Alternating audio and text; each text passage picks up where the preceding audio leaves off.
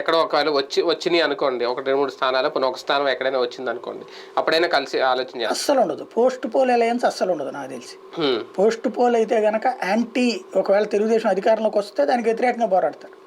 హ్మ్. రాబోతే దానికి రానికుండా కొట్టడానికి చూస్తారు.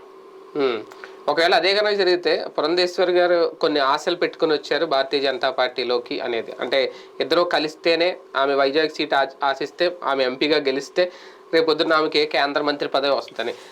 ఆ ఆశలన్నీ ఇప్పుడు అడియాసలు అయిపోతాయా, లేదా అవకాశం ఉంటుందా? ఒకవేళ ఆవిడకి ఆ ఫీలింగ్ ఉంటే కనుక ఆవిడే ఇనిషియేటివ్ తీసుకుని చంద్రబాబు గారితో మాట్లాడి, మీ ఇద్దరు మీటింగ్ నేను కూడా వస్తాను బాబు గారు అని చెప్పాలి. మరిది అవుతాడు, బాబు అవుతాడు, మరిది గారు నేను కూడా వస్తాను అంటే ఆ ప్రయత్నాలు ఆల్రెడీ చేశారని కదా. అంత సీన్ లేదు, ఆవిడ ఏం చేయలేదు. ఫస్ట్ నుంచి చంద్రబాబు పవన్ కళ్యాణ్ మీదకి తోసేశాడు. పవన్ కళ్యాణ్ ఏమో అధిష్టానం వాళ్ళతో మాట్లాడుతున్నాడు. పురంధేశ్వరితో ఈ రోజు వరకు మీటింగ్ జరగల. అసలు పవన్ కళ్యాణ్ పురంధేశ్వరి ప్రమాణ స్వీకారం చేసి ఒక్కొక్కసారి కలిసారు వీళ్ళిద్దరు? లేదుగా. ఇంకేముంది అసలు? పవన్ పురంధేశ్వరిని గుర్తించట్లేదు. కానీ ఆవిడ పాపం మొదట్లో చెప్పారు, ఇక్కడ నుంచి మాకు ఉమ్మడి సమావేశాలు పెడతాం, జనసేన మేము కలిసి జాయింట్ చేయలేదు కదా, ఈయన ఒప్పుకోలేదు కదా. అవును, ఆవిడ అన్నారు. తర్వాత అయితే ఏం జరగలేదు. భారతీయ